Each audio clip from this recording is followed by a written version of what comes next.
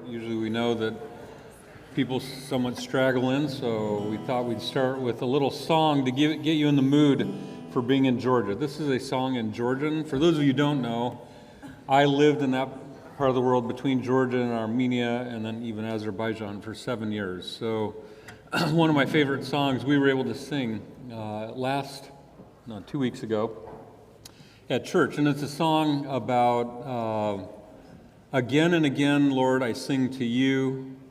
And the whole theme of the song is, Lord, you found me, and now I have found peace and love in you. I thank you for my life and my joy. So it's in Georgian, which is nothing like Russian, which is nothing like Armenian. And if you hear sounds that you don't normally hear me say, that's because the Georgian language has quite a few letters that we don't pronounce their sounds. So it's called Klav Klav Shanerz. And anybody can hum along or sing along if you want. Klav Klav Shanerz Yigalo bebu palo Shemen dami pove Shem shichar yeso Shemen deu palo Imedi davdo shenze Mera min dameti Gendo bor macholot shen Medzebli tu me Giklardius Azrod, Momes Masheni, Kmada Gatsot Daguli, Madlo Belivar, Chemi Dachsizvi, Upalo Sheguli, Chemi Shenerz Gekudni,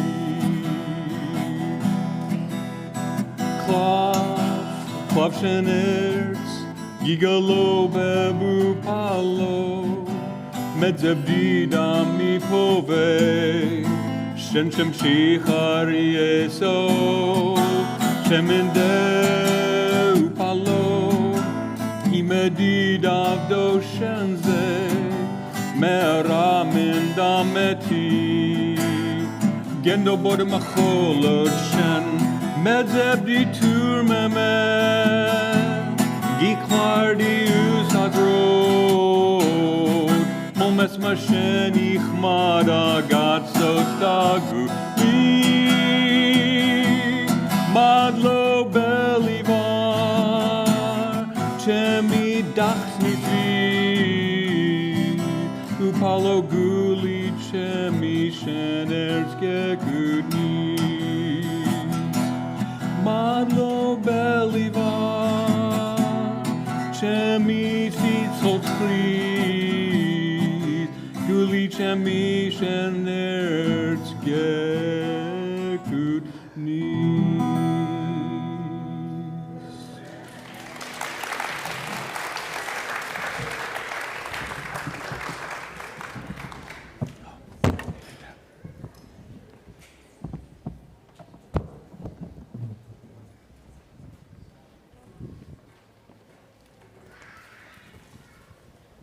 All right, so Doug welcomed you all, and I just would like to also welcome everybody. And you can see we're going to just have sort of a fireside chat today about our trip. We haven't rehearsed this. We just have quite a lot of talkers in this group. So I'm hopeful that everybody will add what they remember, and we're very grateful that you're here. Thanks, Pastor Doug. That was pretty amazing. You didn't know he had all these talents. So we did a trip. We went both to Armenia and Georgia. If you're not familiar where that is, I did put a map up there for you to get you a little bit orientated, sort of west of Turkey, north of Iran. East of Turkey, north of Iran, west of Azerbaijan. So right in that really stable part of the world is where we went. But Armenia is very safe and very stable, and we had a wonderful time. So we're going to share that with you. Of course, this is the land of Mount Ararat. In summer, unfortunately, that's what you get to see. It's a little hazy, but nonetheless, the land of Mount Ararat. So what we want to go through today with you is we wanted to introduce you to the missionaries that are sitting here. We wanted to go through the mission work we did. We want to talk about our churches there. We wanted to talk a little bit about some of the tourist stuff we did, because you do have to have a little bit of fun. Well, extra fun, I should say, because the mission work's fun too, but extra fun. And then I didn't put it on here, but we'll cut the feed right after the tourist stuff, and we'll be talking about a couple of other things. So we'll insert something there, and then I want to whet your appetite again for next year. So this was our third trip to Armenia, and we really feel like we're starting to get traction there. And you'll hear that as we talk today. You don't get the kind of traction we're getting there by just going once. And so this is definitely a footprint for us, because we have missionaries there too. And so I think we're starting to get traction. This is the 19 people that went, and we have everybody here today except for Peter Terakov. And you had met, and Rick Shonot. Sorry, Rick's not with us, and Peter is not with us. Peter's parents are here. Are Peter's parents there? Oh, there they are. Great. Excellent. So you're here instead. Wonderful. And you lived it with us because you were on the WhatsApp feed, so that was great. Yes. And can I just mention, I don't know, Neil, is this on?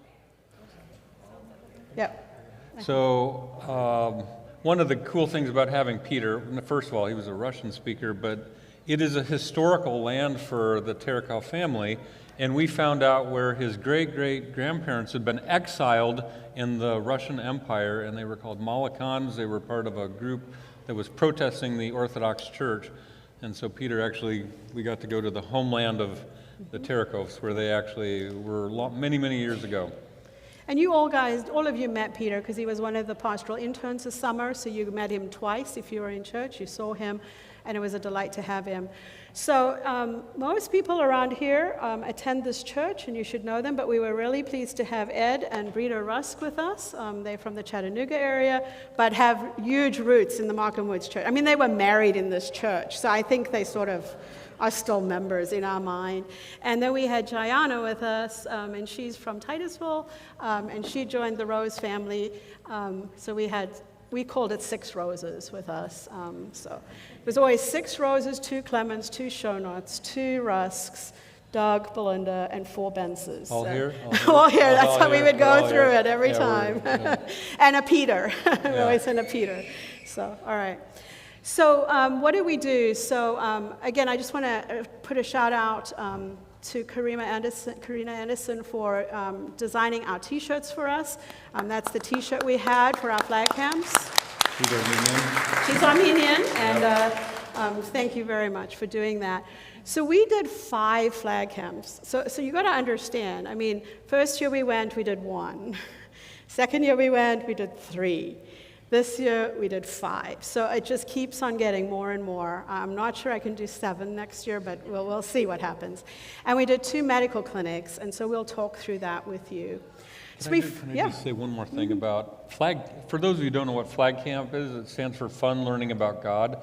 It's a VBS program, basically, but it's especially for countries where it's a little bit more difficult to work and they're more suspicious about, Bible school and Protestants. We do the flag camps, and this year was very special because the first flag camp ever done in that part of the world was done by Brita's brother, Buzz Menhart, in 1998, and that's the first trip I went on. So to have Brita along with us was very special, and to be able to see the heritage that the Menhart family left in the Caucasus. That's right. I forgot about that. So. Yeah, really cool. And you'll see as we go through this, you'll see that even our churches are pretty nondescript, and I want you to sort of see that as we go through this. Before we get into the flag camp, so I wanted to give you an update. I know when we came back 2 years ago from the first trip, we came back and said, there is this piece of land right next to the Marganoush Church, and that's what it looked like, and we really need to put a playground there. This is a great place. That village does not have a playground, and it would be a great magnet. And you guys came through for us, and we were able to raise the money to do that. And so last year when we were there, it looked like this. So it went from that to that. But this year we were able to use it, and now it looks like that. Right? So So this is so great. It's got a nice rubber coating. It's great for the kids to play. They've got soccer and basketball and volleyball and who knows what all. And so just a great magnet for that village. So a great way to connect with the people. So our first flag camp was in Marganush. We've been here now 3 times, 3 years in a row. We were hoping for about 85 children. We ended up with 92. So I was scrounging for markers and all kinds of glue and scissors and who knows what all that we were giving the kids. This is the Marganush church, and so as you can see, pretty nondescript. None of the churches have signs on them. Actually, they're not even really in Google. You can't really advertise your church, but this is at least a standalone, and we'll show you what the other churches look like. They're a little bit more, even more nondescript than this. But this is our first flag camp. And Scott, and I'm going to let Scott and Micah and the people that were at this camp talk a little bit about. Scott led out for us, because Doug was off at another camp, which we'll talk about in a second. And so I'll let Scott and Micah, you helped big time on this camp. And Mark, you guys tell us about this camp a little bit. Well, we had a lot of kids, even more than we were expecting. And for me personally, having been there before, it was really great to see some of the children that I remembered from previous years and see their faces light up when they recognized some of us. And I wasn't the only one of our group that had that experience about reuniting with a few of the kids that really wanted to connect. And you know, so we had a rotation that we did after we would start each day with all of the kids together, and we would have like a Bible story character. They all were based on the life of Jesus at this time, about how he loved the children and how Jesus had time for the children, and then the story of the crucifixion, trial and crucifixion, and then the third day about Jesus is coming back for you.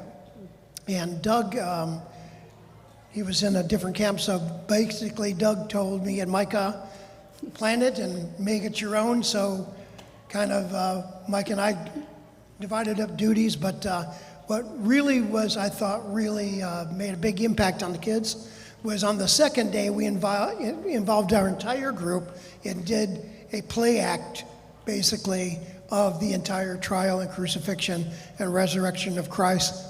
The entire team pulled together, and I thought it turned out magnificent. And I was just really, I always like going back because I've been there before, and like I said, reuniting with some of the kids I remember. But this particular time and this particular experience, I was just blown away by the selfless commitment to the mission of all the members of our group, and I just want to thank all of them. Mm-hmm. Yep. So I know there was singing class. I know Emma, you did a lot of singing with everybody, yeah? Yeah. If you want to say anything about that, and then Brita, you did a lot of crafting, yes, chaos, right? You want to tell anybody a little bit about that? Say something about. Sure. I was with the singing class for all the camps with Scott, and it was a lot of fun. They really like to move, they really like to yell and to sing, and even though we don't speak a lot of, I don't speak any Armenian, I learned some, but even though I don't speak Armenian, you were still able to connect with the kids through like singing the same songs as them or dancing in the same movements, and it was just a lot of fun. Yeah. So crafting was also adventurous.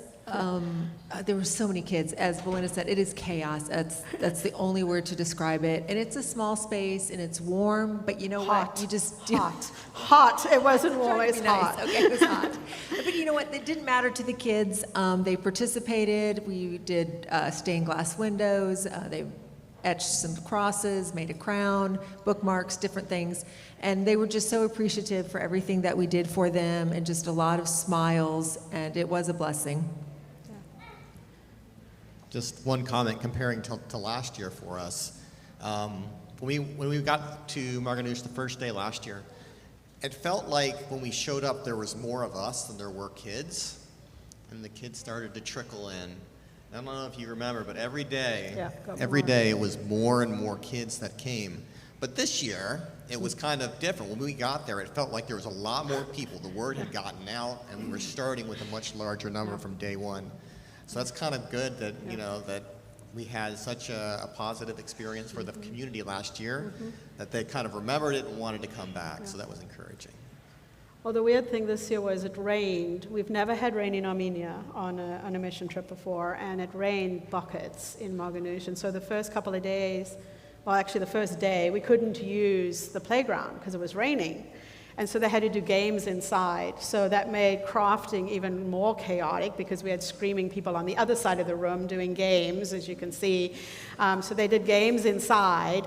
And then finally, the second day, they could get out onto the beautiful playground and do that. So 92 kids, just an amazing, amazing thing. And making sure there's follow-up and that we can then see them again next year. So I think I'm going to have to plan for 100 next year. Otherwise, I'm going to run out of stuff again. So, yeah, for sure. Charan Savan. So this was the first time we had done a camp in Charan Savan. This is the church. It's just that middle section there by the steps. That's how you get into the church. The rest, it's in an apartment building. So this is very common on some of the churches, that it would just be this way, no sign, just looks like part of the apartment building. But this is the church. We weren't sure how many kids we'd have here. We were hoping for 50, and we got 65. So the church couldn't believe it. They just could not believe that their church was full of 65 children. That was just something they had never, ever imagined. You know, Doug led out here with Peter, and Debbie was the crafting lady with her husband Rick, and the Bences did everything that needed to be done in between, and got a little sunburnt out in the field. You guys want to tell us a little bit about this camp? Well, it was a little surprising, as Ms. Belinda was saying. You know, when we first initially get off the bus, I wasn't sure exactly where we were supposed to go because I didn't realize the church was just another space within the condominiums or the apartments or however they were. So it is a little, let's say a little bit of a shock, I guess, you know, growing up here and always going to the churches, and you always, at the very least, you put a sign. It doesn't have to be a big church, but there's always a big, you know, Adventist sign. You know, here in Florida, we even got the little sign at the end of the street that points people to where you're supposed to go. You know, there's a church so many far away. And here was definitely a little bit of a shock, you know, to kind of see a complete different world to what one is used to when one goes to church. And then the kids definitely were very enthusiastic, and very, more than enthusiastic, they were also, like, they were paying attention, right? They weren't just there because someone told them that there was going to be snacks and foods, but they were actually listening and observing, and, you know, especially, you know, they were very, I'm missing the word here. Engaged. Engaged, there, that's a good word, with what was happening. It wasn't just, you know, it's recess and we're just playing something. You know, they wanted to be part of what was happening and very listening to, you know, when the pastor was going over some of the stories and, you know, some of the marches, and you could see that they were very, very involved in what was happening. Well, I thought it was wonderful to have Debbie as a teacher. She had those children under control, and they did their crafts just perfectly and beautifully. I was really amazed. Well, Good assistant. And she had a great assistant in Milka. Yes, and, I did. Yeah, and Gabby, Gabrielle, too. Gabby, and Rick, yeah. It redefined the meaning of a multi-purpose room because that truly is the room we were in. Yeah. There was an outside, a beautiful outside actually, but we'd get done with one group and they would leave and the other group was arriving, so it was kind of like just whoosh, sweep the table off quick so we could get to the next, set it up for the next group. There wasn't a lot of downtime, but the kids were so polite and thoughtful of each other. That really struck me. So we gave them, just so you understand what we gave the kids, so you may be interested, is we bought these paper bags. So they were nice, good white paper bags. And the first thing they had to do was decorate it with their name and whatever else they wanted to put on it, stickers or whatever. And we gave them each a set of markers to do that. And they did such a great job of that. And then we gave them all a stick of glue, we gave them scissors, we gave them pencils and a sharpener. We gave them a little notebook, a little journal spiral notebook. We gave them sunglasses, and we gave them a little flashlight. So they were really happy, and all of that went in their bag. And then every day, whatever craft they made also went in their bag. And then on the last day, because we were there with 3 days, so that's the other thing, is each flag camp is 3 days. So if you think it's just one day and you're done, no, you got to come back, and then you got to come back again. And every day there's more kids, but they got to take their bag home on the last day, and you can see the bags there. We would keep them there every day. So I have a... Yeah, they loved that, and I think we will try and repeat something like that again, even though keeping track of the bags is kind of interesting when you got 92 kids at Marganoush. Tracking 92 bags is always fun, but I think I have a video. Oops. Oh, no, there's them with their little crosses. They're so proud of their little stuff. Debbie's group did that. I think I have a video here so you can see how engaged they are. Guys, can you just make sure the sound works on this one?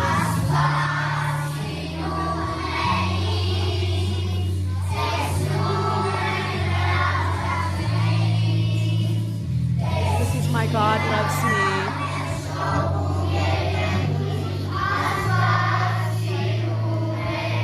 But they're all trying to learn it. They didn't know it before this. So, and then I thought I had another video, but maybe it was just the one. So just all getting really involved in it. So anything else on Charan Savan? We definitely want to go back here. We believe we could have even more children, although I don't know where we would put them, because we kind of maxed out on space. This is the sanctuary. When you go in that door, this is that sanctuary room where we had it. Tell them about the difficulties. Yeah. I talked to the pastor about it. I said, next year if we have any more kids, we should really rent a place. And they said, it is so hard in Armenia for a sect group like us, the Seventh-day Adventist Church, to rent any public building because there's so much opposition to all the Protestant groups there. So, Armenia, for those of you who don't know, Armenia is the first Christian country in history, 301 AD. So when we come in, they're like, when did you guys start? 1863? What are you going to teach us? So they are very skeptical. So as you're looking at what is happening here, just put yourself in the place of an Armenian Adventist who has a hard time getting one neighbor to come to church. And all of a sudden, that kid at Charan that has been going there a long time, he said, Doug, I would never have imagined, like Melinda said, never imagined that our church would be filled with children. Yeah. He said, this is like... Yeah, it's a gift from God. Like a gift from God. It's a gift from God, that's right. Yeah, and back in Marganoush, to have those kids come and play on our playground right next to the church and have a relationship with people from the church. This is huge. It's hard to imagine how huge this is. So the third one, we did the second week. So the first week we did the two. So Doug and Peter led out at Charan Savan, and then Scott and Micah led out at Marganoush. The second week, we went north, up into the mountain area, and we went to Alaverdi. And Alaverdi is a beautiful place with a view. We'll show that in a minute. We were here last year, so we did Alaverdi last year. I was hoping for 75 children. We had 85. So again, I'm scrounging for supplies, just because it's a wonderful problem to have, and I just kept praying that God would do the loaves and the fishes because we needed it so badly. Sorry about this picture. That is snow on the ground because I took this picture in February a year ago, and I didn't have another nice picture of the church, but I wanted you to again see that brown door there is the church door, and again, it's in an apartment building, right, in the middle of Alaverdi, so again, very nondescript. So I'll show you maybe a couple of videos, and then Micah, maybe you led out in the march. So let me show you the march. Here's Micah leading out here.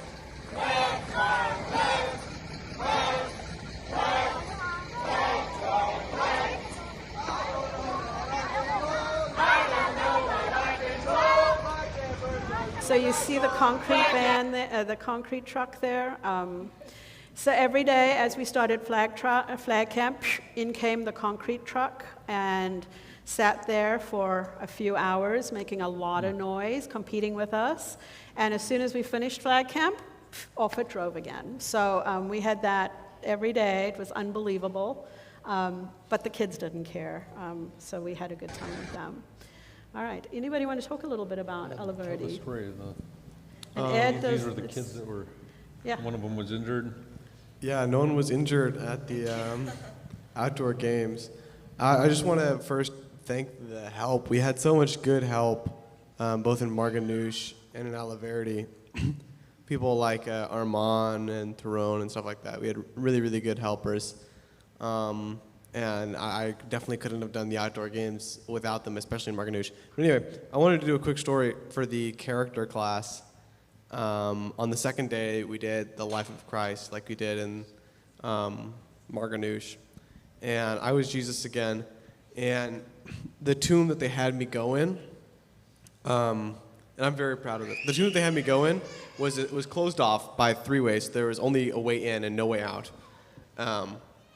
And they put me in there, and I was like, well, they've got to reveal the tomb was empty in like 30 seconds, but I'm still going to be in here. So I got to find some way to fix this problem, right? So in the spur of the moment, I decided to climb up this wall into whatever was on the other side. And I didn't know it was on the other side, but it was just like some person's property. I don't know if anyone knows this, actually. When they went and checked on the tomb, it was empty. It was really empty. And the kids were surprised.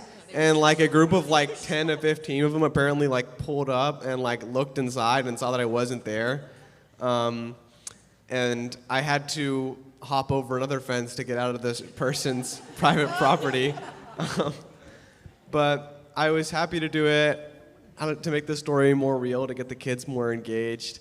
And it was great to see all the kids were very, very friendly in Alaverdi. They would love to come up and talk to you even if they couldn't. But yeah, so that was great.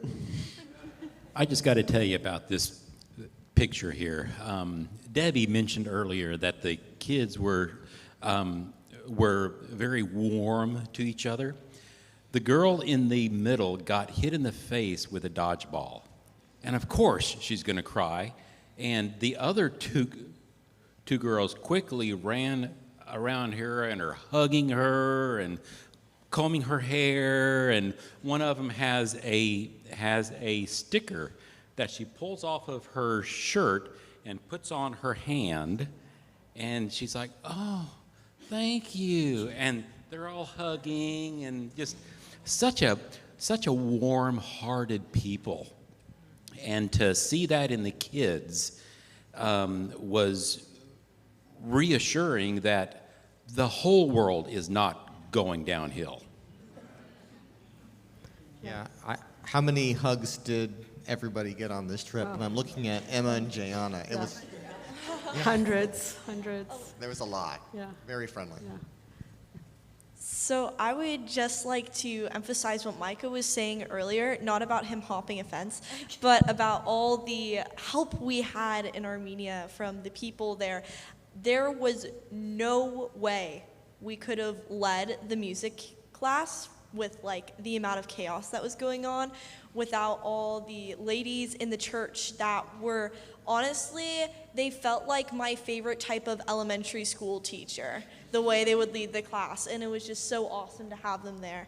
And what was also really sweet about the kids was that they wanted to share with you. They wanted to give you some small things that they had because they liked being with you. So at the end, they would sometimes give us some of the snacks that they had, give it to us, even though we had access to it. They would just come up to us and I'd get 3 ice cream cones and be like, "Thanks, guys." That's really funny because a boy came up to me and Emma and gave us a bag of chips. And it was funny because the same day, that morning, we went to the convenience store and we bought the same bag of chips. And so he just gave us, he just gave it to us. But I want to say the help that we had at all the camps for the crafts, because me and Catherine and Britta were all in crafts, and there was no way we could have done it without any like translation to tell the kids what to do with the crafts or like how to do it. And there was little to none like miscommunication. The ladies were a lot of help, and they were just very kind. Like any questions we had, they would answer, because some of them spoke a little English, and it was very nice. Yeah, so everything has to get translated into Armenian. And the kids understand a little bit of English, but you got to have your translators there. It's really helpful. I know you guys were telling me the story. I don't know which camp it happened is, but they were trying to get the kids, when they were doing the crucifixion story, to shout, crucify him, like it says in the Bible. I don't know who was telling me that story. Was it Doug? Were you telling us? I did it twice, at both camps. We'll show Vonadzor here in a minute, but I couldn't get the kids to shout, crucify him. Yeah. It's like, no, this is how the story goes, guys. You need to say, crucify him, get mad. And they're like, crucify? They didn't want to do it. Yeah. And it just showed the softness of their hearts, And one little girl, as I was telling the story, she began to cry. Yeah.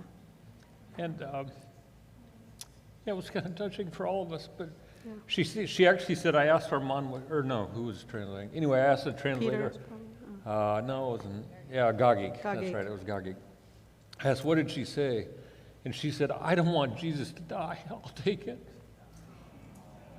Yeah. And we almost all started crying there, with her as we were telling this story. Well, what's always amazing to me is, the first Christian nation, most people are Armenian Apostolic, and they're supposed to be Christians, but these children do not know these stories. They do not know their Bible stories, and so just keeping it simple and going through this with them is so eye-opening for them. It's so terribly touching for them. So that's why we want to keep following up with them, because we've planted seeds, and now I think those seeds can grow. I think I was just showing them this all. They're just so excited. And so then the last camp we did was at Vanadzor. Now Vanadzor, they have done some work with children in the past, but not a lot. This is actually the church. It's actually a standalone building. It's actually a really nice building. I think we could maybe start a school there, and we want to start talking about that, because it's definitely got space on the second floor to start a school. Only had 14 children, but I think that was just fine. The impact they could have on those 14 kids, and this is a start. So this is the start. So next year, this will more than double. I think I probably need a plan on 50. I don't know, I may be surprised. We may have to go to the second floor and use that space, because word gets around. But Doug and Peter, and then I know the Bences were there for a little bit, and then you joined us in Alaverdi. Debbie, you and Rick were there. So you guys can talk a little bit about Vanadzor. Well, this was my favorite camp. Yeah. Because it was a nice, manageable group. Not total chaos. And this is where that little girl, in fact, I think that might be the little girl on the right there, that didn't want Jesus to die.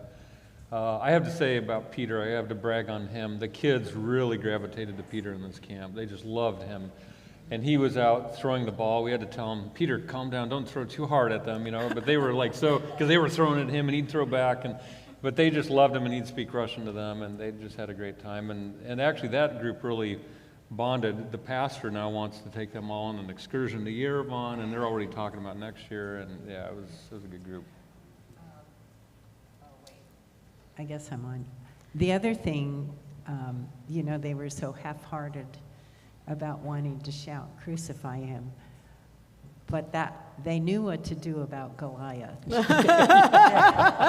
There was a song that they sang, and that was their favorite, and they wanted to sing it over and over because they were so happy to throw that stone and kill Goliath. And it's like, so there was that in them, just not for Christ. Yeah. Yoo-hoo, yoo-hoo, yoo-hoo. Yoo-hoo. That's right. All right, so this is the little sanctuary area on the first floor of that church where we pulled them together for some of it.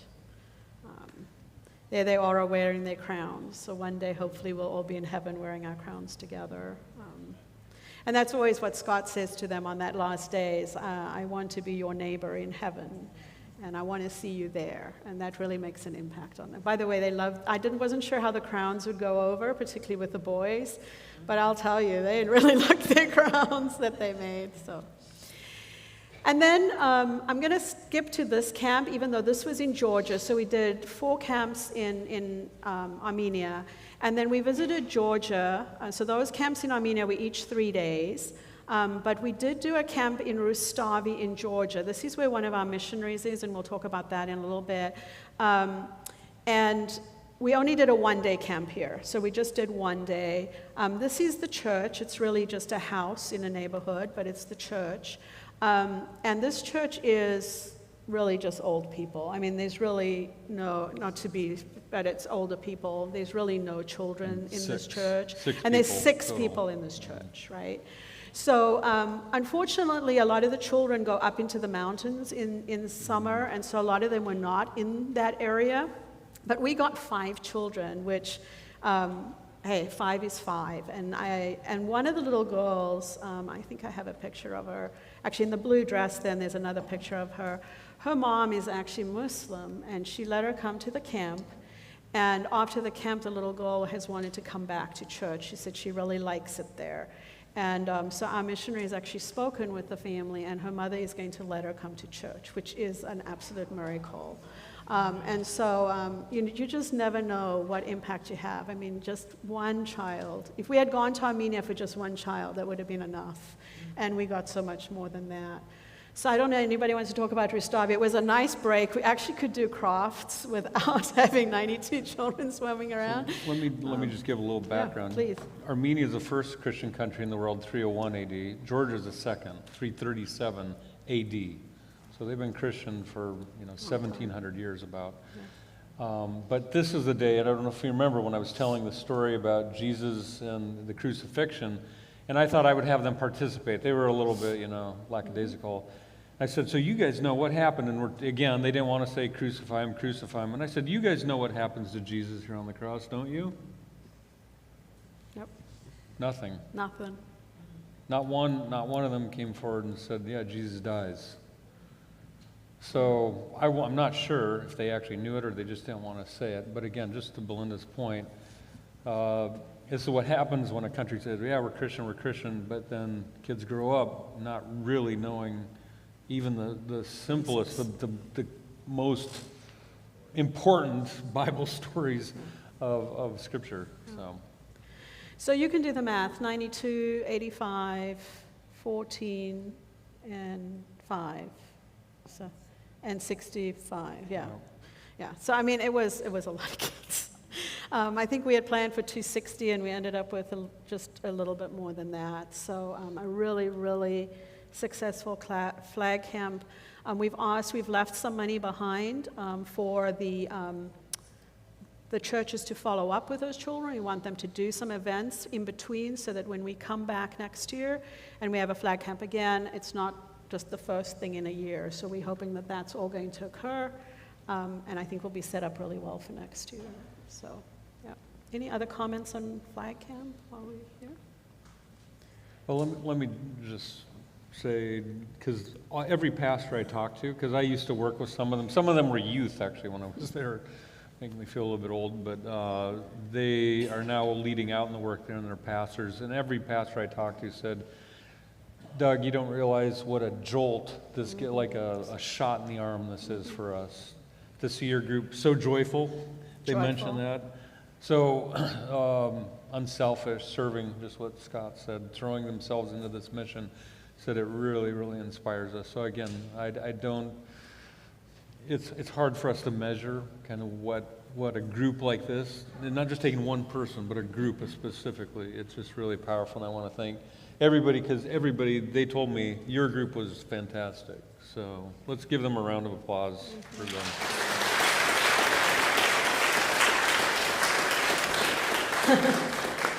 Well, what I loved about the group is you can just see it's nicely divided between us oldies and then the youngies. And I think that was a really nice mixture. It's a nice gender mixture. It was a nice age mixture. It was everything. And I think we'll tell a story in a little bit about joy and how people are drawn to us because they can see joy. And I think your sermon today was are very appropriate for what we're doing. All right, I want to move to the medical clinics. We had 2 medical clinics. So when we were at Marganoush and Alaverdi doing flag camps, Anne and Lisa were in a little room seeing patients. And we had 2 translators with us. They saw about 60 patients at Marganoush. Now remember, we're doing flag camp for about 3 hours a day. So 3 days, 3 hours, so it's about 9 hours. So think about that. And they saw 60 patients. So they were really busy. 60 patients in 9 hours is a lot of people. So we thought that was kind of about what we could handle. Then they got to Alaverdi, and they saw 100 patients in the same amount of time. Talk about chaos, and so we'll talk a little bit about that. So I'm going to let them tell you a little bit about what they did and how they did it. So. Well, we did reading glasses, which is a huge hit. Yeah. So we would check their vision and then find the right reading glasses. We had 120 reading glasses. We had no reading glasses when we left, obviously. Right. And the people are just really happy about that. And they would leave with their reading glasses, and also they got us Steps to Christ. So we had Steps to Christ right there, so they'd leave. So we were ministering to their physical needs and also their spiritual needs. And Anne's going to talk about other exciting adventures. Well, I want to say that the medical clinic was a huge hit in Alaverdi. I had only helped out in Marganoush in the same way the year before, but Alaverdi was on steroids. And we were there 3 days, and every day we had more and more people come. The 3rd day, when we arrived and went into the room to set up, there were hordes of people standing in lines, sitting in chairs, waiting to be seen already. The previous days, we had participated in the March and Story before we came into the medical room, but we realized we had to just hurry up and get started. And it got really chaotic. The word spread through the whole village. These were more than just parents of some of the flag camp kids, for sure. Brita had to do some crowd control. She was our bouncer. By day 3, more like a bouncer. we had to give out numbers. And we tried to tell people not to hover, and we only had a few chairs of waiting, and we had to try to ask people to wait outside the building because the overflow was pushing into the craft room, and there was so many kids doing crafts. It was just, I wasn't in the craft room, I was in my little medical room, but I can't imagine what the craft site was like. Yeah, so you got to walk through the craft room to get to the medical room. And so now remember, we had 85 children trying to do crafts. And it's a tiny room, and then these people are trying to walk through, and then they're sort of backing out into, it was just a nightmare. I think people were trying to make sure they got glasses before we ran out, because by day 3, there was a rumor that we were out of the 3.0 and 3.25s, and we only had the 2.0s, and people were panicking. But anyway, I would say we did a lot of blood sugars, blood pressures, looking in ears, doing vision, doing a little of general medical assessments.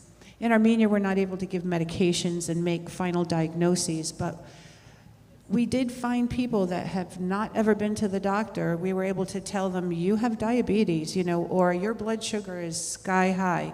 You need to get to the clinic right away. These people don't have a lot of access to practitioners. There's a polyclinic they can go to, but there's a long wait for that. And if you do go, medications aren't covered, so they have no free medication. We had a case also in Marganoush. We had a lady that had a serious medical condition, and she hadn't been able to afford her medication. I think she might have had an autoimmune disease. Yes, she had an autoimmune disease. I should do a shout out to my mom. My mom gave us extra money to pay for expenses like that. So my mom in the audience there paid for it. Thank you. Yeah, after carefully vetting her, we realized she needed the money. And thank you, Lisa's mom. So people weren't taking their medications. People with diabetes thought they only had to take their medication once in a while.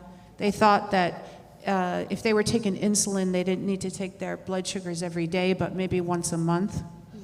couple of times Brita lent her expertise because she's a diabetic coach, and a nutritionist. And she was talking to some people and coaching them about diet, because in Armenia you eat what you eat. Everybody eats bread, and they had to be educated. So we did a lot of counseling, and we did it with joy. And I can't imagine when we go back next year what we'll have to deal with, because the word is out. Mm-hmm. I wish we could give out medications. I wish we could, but we cannot.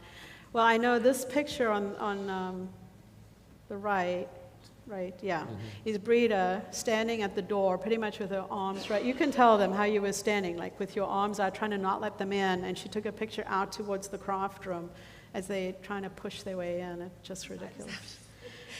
Oh my goodness, I'm not sure that I will ever be welcome back to Armenia, because I can be really friendly, but I can also I'm not afraid to be firm. And Ani, who was doing some translating, they're like, "Are you sure you want to do that?" I'm like, "I promise you I can keep them out. I promise you I can." And I literally did. I had my arms in the door frame, and they would get so much into my personal space, they would breathe on my arm, and the hair on my arm would move from their breath. And that is not an exaggeration. You guys remember, it is like more than 90 degrees. It's a small space. Yeah, it was remarkable, and I was irritated. We did the numbers, which helped a lot, and I called for number 4, and this lady, I had 2 people come up with a number 4, and I thought that was really strange, but I took the first lady who made it to the line, I let her in, and then I set the number down, and I was so mad at myself I didn't catch it. The paper was torn, and I had cut it with scissors, and so it was actually a 14, and she had torn the number 1 off, and I was just mad. I was just mad I didn't catch it. So if I go back next year, I have a plan. I have a better plan. I'm glad to hear you're thinking about coming back next year. That's great. But it's just interesting, the anecdote that I just remember Anne and Lisa saying, it's like, you got to get these babushkas out of these rooms, because they literally are almost in competition with each other on their vitals. I mean, they're watching. It's like a spectator sport there, and they're watching each other having their vitals taken, and, oh, mine's this and yours is that. I don't know. There was no HIPAA in Armenia. Nothing. Like, they whoa. had no idea of what it's like in the States. So inquisitive. They would walk in on one of their friends and watch the assessment. Yeah, just all kind of like checking everything out. I just have to add a little tidbit to this story, because one of the days Belinda was helping at the other camp, so I was taking on a little extra duties about just making sure everything was going okay. So I was going to try to check on the ladies in the medical room. And there was this elderly lady from Alaverdi there. I don't know what it was she was saying to me. I was trying to get into the room to check how I was going, but she made it very clear that you weren't going that I wasn't going anywhere. I think she thought I was trying to cut line. And she had some very choice words for me. Yeah. I'm glad I don't know what they were. Yeah. Whatever the spirit of cooperation that the little children had, there was nothing. It disappears somewhere between 15 and 35. I don't know what happens. Yeah, it was pretty crazy. So, all right. So that was flag camps and medical clinics. So again, between flag camps and medical clinics, that's a lot of lives touched. And then we were there two Sabbaths. Doug always tries to get as many church services in as possible. So this time it was 5 church services that we impacted. So Micah, we were very pleased to have Micah go back to the Marganoush church on Sabbath, and he preached in Marganoush, and Ani translated for him. And so thank you very much for doing that. It's always nice to put a cherry on top of the week with that. And then Peter went and preached in Shangavit. In Charan Savan. So he went back there, and that was helpful because we didn't really have a translator for him, somebody that could translate from English. So he preached in Russian, and then they just translated into Armenian. So it made it really easy, because lots of people can translate Russian to Armenian, but not many people. There was no translation. Oh, he didn't even translate. Okay, he just went straight Russian. So that was really, really helpful to have that. Doug preached. Before you go on, I just want. Oh yes, you did the children's story, didn't you? Well, not that, but before we had church, we had Sabbath school. Oh yeah. And so Sabbath school was in Armenian, and they may have switched to Russian, I'm not sure, but Peter sat beside me, and on the other side of Peter was the boy, the 17-year-old boy that was in Abovian the year before.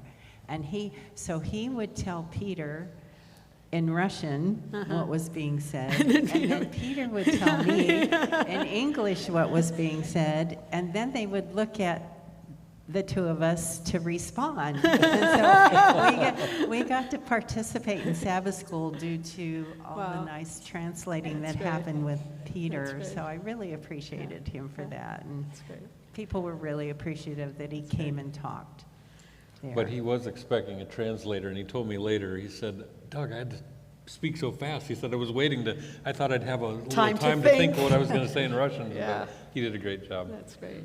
So. And then Doug preached at Nardos Church, which is the main church in Yerevan. It's the main church in Armenia, but it's in Yerevan. So Doug preached there in English. Let me actually show that. And Samvel translated for him. Now, Samvel is a very interesting individual. He's a pastor's kid. But he is the top pediatric neurosurgeon in Armenia. And he's head of the neurosurgery sort of society there, very prominent neurosurgeon. So we're very, very pleased to have him. He's actually the head of Pediatric Neurosurgery Association for the whole former Soviet Union. Yeah, he's just been voted in for doing that. That is correct. So just a delightful individual to have.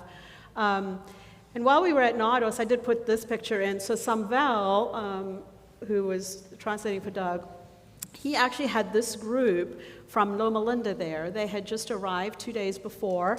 45 people from Loma Linda came to Yerevan, and they were going to do some medical work in the area, do some clinics around working with Samvel. So as soon as I got to Nardos, there was a Nardos church that day. We were a little late because we didn't really go for Sabbath school. We were just going to hear Doug preach. And it was a sermon we'd already heard, so you know what, anyhow. But, everybody said to me, oh, go upstairs, the Loma Linda people are upstairs. So I went up into this area, and you can see me standing there. And of course, as soon as I got up there, Samvel says, oh, Belinda, please tell them all about what you guys have been doing this week. Because they were super interested to hear what we had been doing with the children. I think it gave them a little bit of encouragement because they were going to be working the next week. We prayed together. But it was just really nice to have another group of Americans there. And as I say, 45 of them, so it was kind of cool. And then this is the Rostavi Church, so this is back in Georgia. This was another church service we did on the final Sabbath we were there. Doug preached here as well. He preached in Russian, and Peter translated into English. So that was very interesting. And the church was full. I don't think that Rostavi church has had this many members in it. In about 2 decades. Probably 2 decades. Yeah. So they were just so excited that church was full. Now, normally Doug gets us to sing. He forces us to sing. We all just roll our eyes about it. Volunteered. Voluntold. And but we lucked out at Nardos because at the Nardos church, the Loma Linda group was there. And guess what? They had to sing. So that was wonderful. We didn't have to sing. But at Rostavi Church, he made the group sing. And I didn't put the video in, but they had to sing. But then Doug also sang, and the lady he's singing with there in the sort of pinky orange dress, that is Zabita. And Zabita is our missionary that we sponsor to work with this church, to grow this church. So she is the lady we sponsor, and she's just wonderful and been doing a really, really good job there. So, and you can see Peter there translating for Doug. That's everybody who was at the Rostavi. Well, actually, not quite everybody, but most of the people that were at the Rostavi church that day. So it goes from 6 members to that. They were so excited. It was just a really, really good day. And just for some context, we have as many Adventists in this room as they have in the country of Georgia. Mm-hmm. So to have a group that size, worshiping together, singing together, it was a high Sabbath. It just really encourages them to realize that they're part of something bigger, and I think that's really important. So, And then the first Sabbath we were there in Yerevan, we also went to our missionary church. And we'll talk more about this in a little bit. I don't want to talk much about it now, but that was the fifth church service we went to. Doug preached there, and then it was translated into Farsi. But we'll talk about that in a little bit. So that was the mission work and the work with the churches, and I don't want anybody to think that the work with the churches is any less important than the missionary work, because as Doug says, there's not a lot of members, and so the encouragement we give to these people is just huge as we're there. I did want to add that there was a noticeable difference, at least in the churches that we went to, or the flag caps that we went to. The first day, talking about the other adults, not necessarily the children, the other people there from the church, the pastors, the help, the other people that were there translating and stuff like that. There was a difference from the first day to the third day. Like there was the energy, like the first day it was a little like, what are we going to do? Is this really going to work out? And then the last day you could see where everybody was just in energy, and everybody was there. So you could definitely see the difference or feel the difference from the membership perspective of what was happening and how they were buying in to the activity and kind of catching the spirit. Yeah, exactly. It was very noticeable from the churches that we went to. Yeah, no, I agree. All right, I'm going to breeze through the tourist stuff quite quickly, but I did want you to sort of know what we did. Of course, this is Noah's Ark area.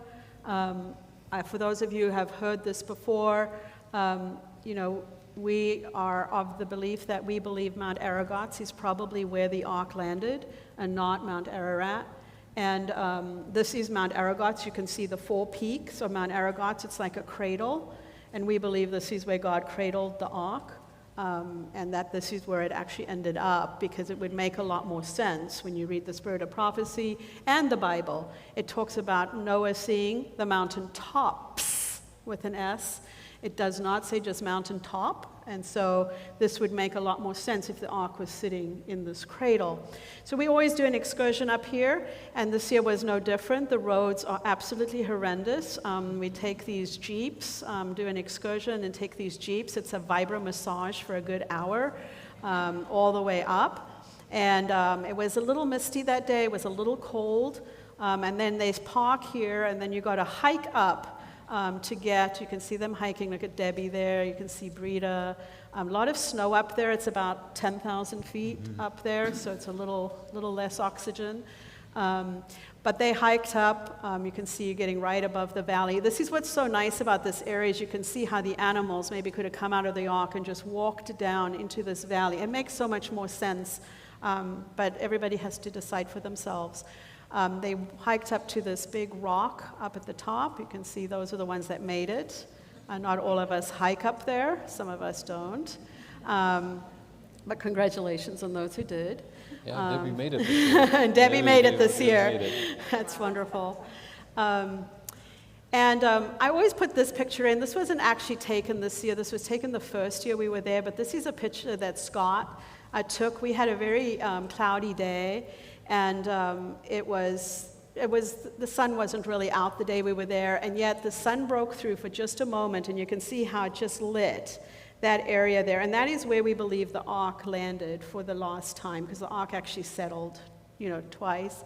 We believe we think that's where the ark probably landed. It was just such an amazing picture to sort of see that sunlight come out and just show that area there. But again, we've got people doing research up here. You never know what they will find. I doubt they will ever find the ark intact. It's been 4,500 years, and I'm pretty sure Noah used some of the materials to build other things, but it's a very interesting place. So we spent time there. We started our trip in Armenia by going to the Genocide Museum, and I know Doug spoke a little bit about this in his sermon last week. Very sobering place to go, and I think it's a really good place to understand the Armenian culture and how this has impacted that country. And then we went to a number of monasteries and places that are just of tremendous interest. This is Corvi Rab.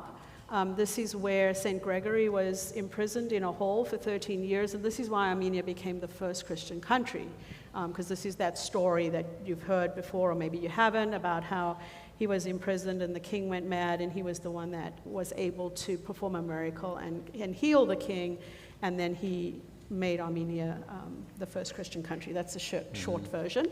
But a very interesting place, and you can see in the bottom picture there, the reason why this is also interesting is when you're standing on top of the hill, because you can see it's right on top of a hill, you stand up there, all these monasteries on top of a hill, so it's stinking hot, and you got to walk all the way up there. But anyhow, when you stand on top of the hill, you can see 4 countries. You're standing in Armenia, you can see Iran, Turkey, and Azerbaijan. So all the borders come together right at this location. It's a very interesting place to go, but very ancient site. I think that says, what did I say? By the way, I calculated it this year. We were 7 miles from Iran when we were 7 miles there, from Iran. So just in case you thought we were on a safe trip. We made sure we didn't get lost anywhere. Mark was shouting, hey! 642 AD was when they built this, but as I say, he was imprisoned in the hole in the 300s. This is Ghani. There was a pagan temple there. This is 1st century AD. So again, we always go and look at this. This used to be an old pagan temple, and then it got changed to a Christian area. But again, just interesting old history, and I just lost my mic. History places. Also in Ghani is the Gehard Monastery, which has been sort of carved into the rock. This is 4th century AD. So guys, think about it. I mean, this is very, very, very old. The Cascades is just a beautiful area, and I'm not going to go into a lot of history here, that you can just get a great view of Yerevan. You can see the group there. And then when we went up to Alaverdi, remember I said second week, we went up into the mountains. You can see how beautiful this area is. Very interesting topography. You can see how the flat tops of some of the mountains, but just really pretty. We ended up, I didn't put a lot of our eating in because I thought I wouldn't add all the eating shots, but this is us eating. So if you see the lookout there, there's a restaurant right there, and this is us eating right in that restaurant. And we went to see some monasteries here, Sanahim, which is 10th century. Also the Mikohim brothers. So this is the guy who created the MiG fighter jet. He was born in Alaverdi, and his brother, who was high up in the, what do you want to call it, in the Soviet... He was in the Politburo. He's the only politician to last all the way from Lenin to Brezhnev. Yeah. All the others it's quite a feat that he made it without getting killed. They had a saying, he was the only person who could run through Red Square when it was raining without an umbrella and dodge all the raindrops. So a very interesting place. There's a MiG jet right outside the museum, so we went and saw that. And by the way, that's their first cousin once removed, who actually runs the museum there. I took a picture with her. It's actually last year we took a picture with her again. But she was there again this year. Hagsput Monastery, which is also 10th century. Just very interesting places. Oudzun, which is 6th century, so think about that. So, I mean, guys, this is like, 500 AD, in the 500s. And then in Alaverdi, there used to be in the mountains, a lot of them had these cable cars, or whatever you want to call them. Gondolas. They're now defunct, most of them. This is the old gondola station, so we just had a really pretty view from there. And then we went, and I'll show you the view. We took a video here because the view is lovely as you in that area. Just a really pretty part of Armenia. Very different to Yerevan. It's out in the mountains, and it's just lovely. They call it sort of like the Switzerland of Armenia, and a little cooler up there. So, and then we went to Georgia because obviously we did the flag camp in Rustavi, and so we spent some time in Tbilisi. Tbilisi is a lovely city, and we were there for a couple of days, so spent a little bit of time in Tbilisi. We're not going to go through everything that we saw there.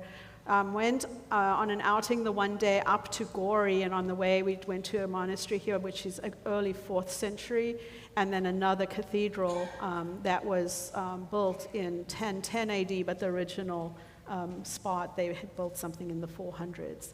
But just also, again, just ancient history.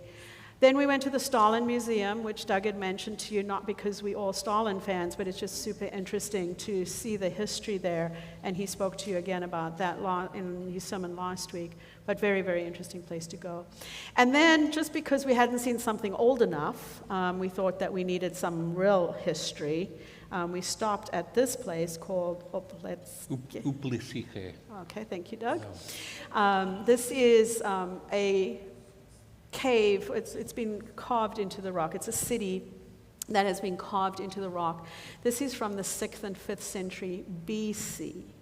Okay, so not AD, BC. Okay, so remember, you're in Noah's country, right? So this would have been just maybe a few generations after Noah, people starting to live in this area. So just incredible history. I mean, you come back and you see things from the 1700s and you're like, why am I wasting my time? Not really, but this is the true history. So. And a earthquake has taken part of that away, but the city was actually for about 2,000 people. Yeah. Only 4 entrances, and you go in, it's almost like a mall with apartments inside in the mountain. Yeah, So it's quite very amazing. interesting. And then we stopped at Lake Savon. Lake Savon is one of the biggest highest altitude lakes in the world. Not the, but one of the. It normally looks beautiful like this. On the day we were there, it looked like that. It was very hazy, misty, cold, rainy, but we stopped nonetheless. So everybody was freezing up there, I think, when that photo was taken. So that was the mission trip in a nutshell. A lot of mission work, a little bit of extra fun, but incredibly meaningful. And but there's more meaningful stuff that happened, and we want to share that with you now. So I would like to just ask that the feed be cut, please. Thank you for joining us online, but we're going to need to step away. Can I just get confirmation that the feed has been cut, please?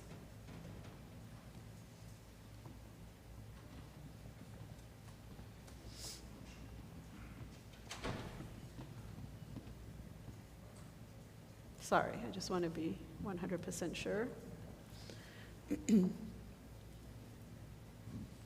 Maybe just filling the gap for a minute. Sure. It's a story from last year. There was a kid that showed up to the flag camp with a broken arm, and one of his friends, while he was there, twisted his arm and really did it in, and he needed to go see the doctor. And he did not want to go. Mm-hmm. I say this just to let you know that the kids in the community, I hope it was obvious that they really liked going, but